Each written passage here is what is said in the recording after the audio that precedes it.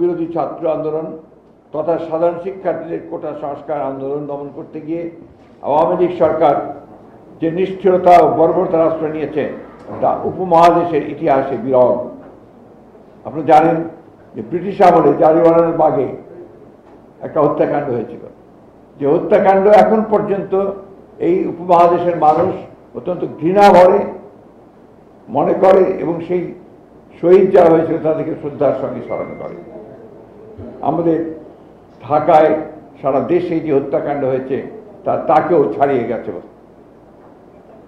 ছাত্র আন্দোলন দমন করতে আইন শৃঙ্খলা বাহিনী, অন্যান্য নিরাপত্তা বাহিনী এবং ছাত্রলীগ যুবলীগ সহ আওয়ামী লীগের সশস্ত্র ক্যাডাররা পাখির শিকারের মতো নির্বিচারে গুলি করে লাশের পর লাশের স্তূপ সৃষ্টি করেছে, ব্যাপক রক্তপাত ঘটিয়েছে, হাজার হাজার মানুষ গুলিবিদ্ধ আশঙ্কাজনক অবস্থায় আছেন।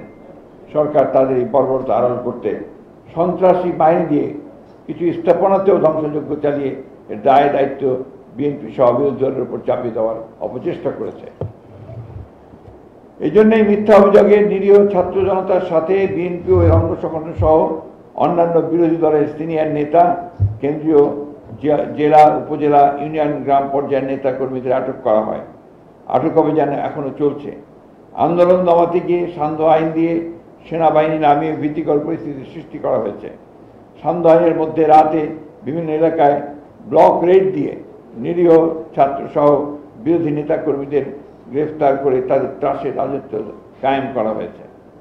আটক করতে গিয়ে বাসায়, বাড়িতে আইনশৃঙ্খলা রক্ষাকারী বাহিনী, ক্ষমতাসীন দলের ক্যাডাররা ছাত্র নেতা কর্মীদের পরিবার পরিজনের সাথে অসৌজন্যমূলক আচরণ করেছে, আসবাবপত্র ভাঙচুর করেছে ও টাকা সহ মূল্যবান জিনিসপত্র লুটপাট করে নিয়ে গেছে। তাদেরকে না পেয়ে তাদের বাবা, ভাই ও অন্যান্যদের গ্রেপ্তার করে নিয়ে যাচ্ছে।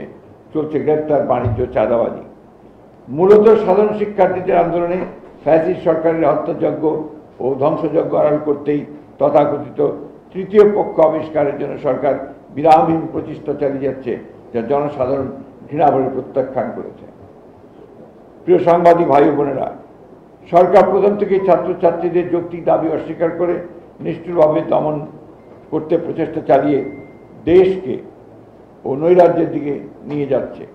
ছাত্র আন্দোলন বলপূর্বক দমন করতে রাষ্ট্রযন্ত্রকে ব্যবহার করে চলেছে নজিরবিহীন তৎপরতা।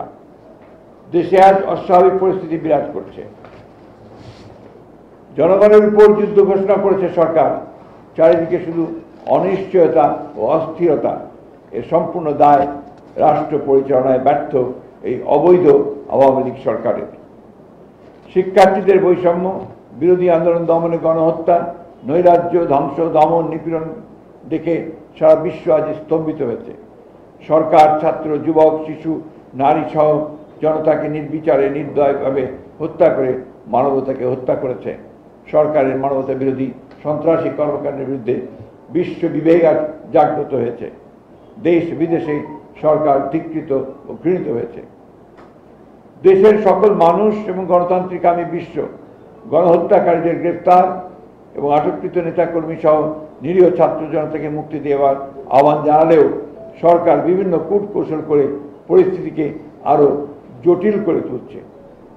এসব দাবিতে ছাত্র জনতার কর্মসূচি বানচাল করতে সরকার আবারও নিরাপত্তা বাহিনী সহ ক্ষমতাসীন দলের নেতাকর্মীদেরকে ছাত্র জনতার উপর লেলিয়ে দিয়ে আরও হত্যা, নির্যাতন, দমন, নিপীড়ন অব্যাহত রেখেছে, যার ফলশ্রুতিতে সমগ্র দেশ আজ অগ্নিগর্ভ।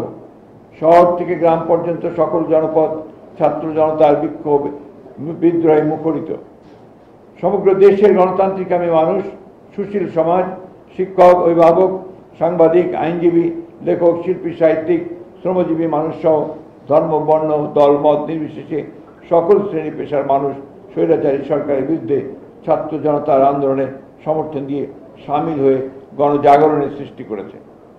গড়ে উঠেছে অভাবনীয় জাতীয় ঐক্য, জনগণের ঐক্য। সমগ্র দেশ আজ গণহত্যাকারী সরকারের বিরুদ্ধে একাট্টা। গ্রাম ও শহরের ঘরে ঘরে আর্তনাদের সাথে উচ্চারিত হচ্ছে খুনি সরকারের পদত্যাগের দাবি। এমন পরিস্থিতিতে বৈষম্য বিরোধী ছাত্র আন্দোলন গতকাল এক দফা দাবি, অর্থাৎ স্বৈরাচার সরকারের